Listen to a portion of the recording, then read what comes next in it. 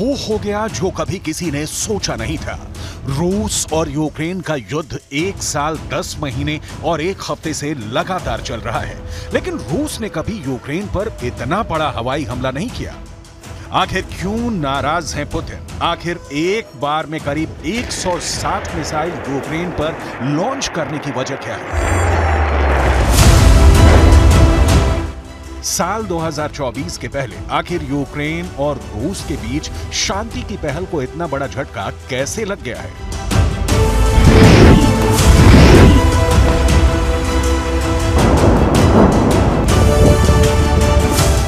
ये सब आपको बताने वाले हैं, लेकिन सबसे पहले देखिए ये चौंकाने वाले आंकड़े। दावा यह किया जा रहा है कि कुछ घंटे के अंदर ही रूस ने यूक्रेन की राजधानी कीव, खार्किव और आसपास के इलाकों पर 158 मिसाइलें दाग दी। यूक्रेन ने रूस में ऐसा कोहराम मचाया है कि कीव घुटनों पर आ गया है। सबसे पहले देखिए खार्किव की तस्वीरें। खार्किव के रेलवे स्टेशन पर ऐसा मिसाइल हमला हुआ कि पूरा रेलवे स्टेशन लगभग तबाह हो गया। रेलवे स्टेशन की इमारत के शीशे टूट गए, सड़कों पर कांच ही कांच बिखर गया, दीवारों पर छर्रों के निशान नजर आ रहे हैं। ड्रोन्स और मिसाइलों के टुकड़े गवाही दे रहे हैं कि हमला कितना बड़ा था, और एक बहुत बड़ा गड्ढा नजर आ रहा है जहां की मिसाइलें जाकर फटी हैं।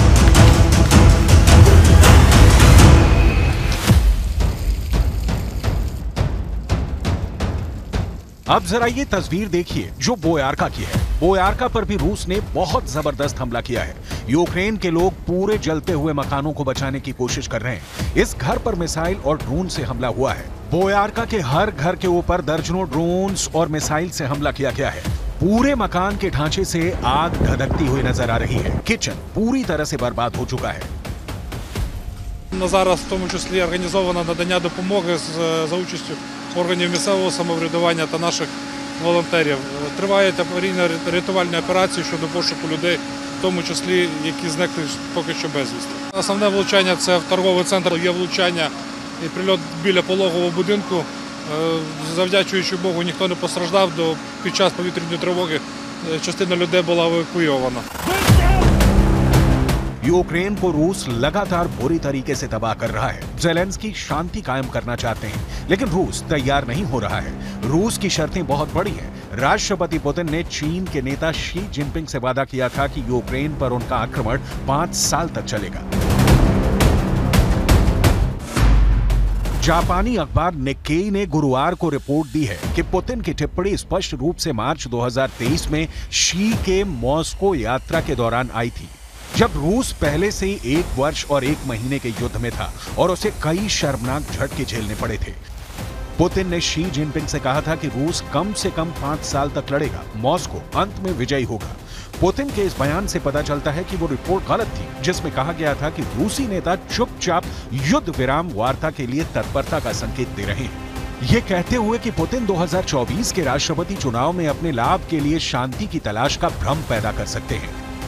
निक्केई की रिपोर्ट पर ना तो क्रेमलिन और ना ही बीजिंग ने कोई टिप्पणी की है, जिसे स्वतंत्र रूप से सत्यापित नहीं किया जा सका है। प्रकाशन के द्वारा शी को शायद पुतिन की 2023 की प्रतिज्ञा पर पूरी तरह भरोसा नहीं था, क्योंकि उन्होंने 24 फरवरी 2022 को यूक्रेन पर आक्रमण से पहले रूसी नेता के इरादों को गलत तरीके से आंका था। अब रूस के विदेश मंत्री ने भी कह दिया है कि शांति के लिए ज़ेलेंस्की के द्वारा दिए बयानों से पता चलता है कि उनका दिमाग बुरी कल्पनाओं से जूझ रहा है। Запад действительно сейчас меняет свою тактику. Может быть, даже задумывается и об уточнении стратегии, потому что если стратегическое поражение России – это стратегия, простите за тавтологию, то эта стратегия провалилась с треском. Это все уже понимают. Начинаются какие-то заходы, нашептывания, а вот почему бы вам вот не встретиться с кем-то, кто там, в Европе где-то вот был бы готов поговорить.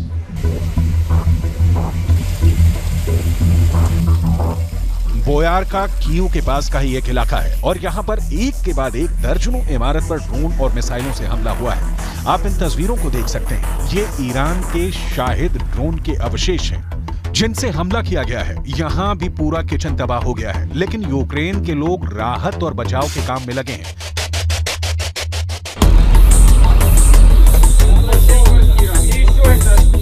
रूस ने ओदेसा बंदरगाह पर भी बहुत ताकत से ताबड़तोड़ हमले किए हैं।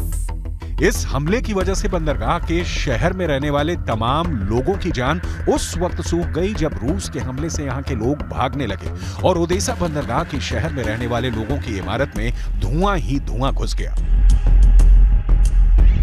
लोगों को बचाने के लिए दर्जनों की संख्या में यूक्रेन के फायर फाइटर ऐसी इमारतों के अंदर घुस गए।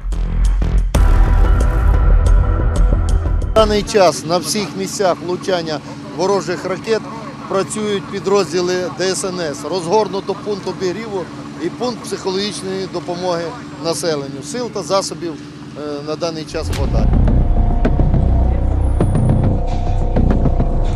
नाइपर के गांव में भी रूस की सेना ने कोहराम मचा दिया है। यहां इमारतें जलती हुई नजर आ रही हैं और जंगलों में भी आग फैलती जा रही है। ये तस्वीर नाइपर की है। यूक्रेन के नाइपर शहर के अंदर कोहराम मच गया और यहां के लोग बता रहे हैं कि ये फिलहाल के दिनों में यूक्रेन पर किया गया सबसे बड़ा हमला है।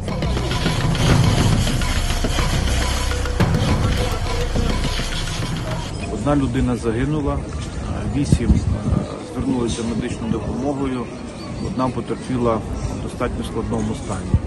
Є дуже багато руйнувань, тут поруч є будинки, фактично 10 будинків зазнали руйнувань, деяких взагалі всі вікна повилітали, двері покрутило. Також наша школа комунальна, тут живого місця немає.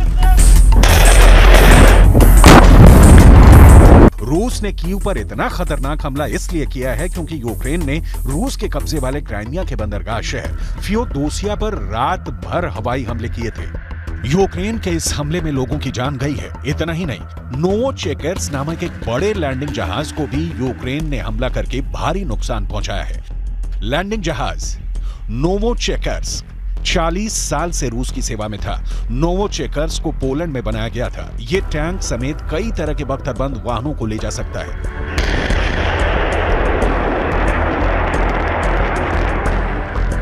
क्राइमिया ने इस हमले में गाइडेड मिसाइलों का इस्तेमाल किया था। ये तस्वीरें पूरी दुनिया में वायरल हुई थी, जिससे रूस की भारी बदनामी हो रही थी। रूस के विदेश मंत्रालय ने कहा है कि यूक्रेन को पश्चिमी देशों के द्वारा भड़काया गया है। Российской провокации с использованием отравляющих веществ западного производства, чтобы затем инициировать в структурах Организации Объединенных Наций и мировых СМИ новую кампанию по обвинению нашей страны в якобы преднамеренном использовании химического оружия. कुल मिलाकर अब यूक्रेन के सामने सरेंडर के सिवा और कोई विकल्प पुतिन ने नहीं छोड़ा है।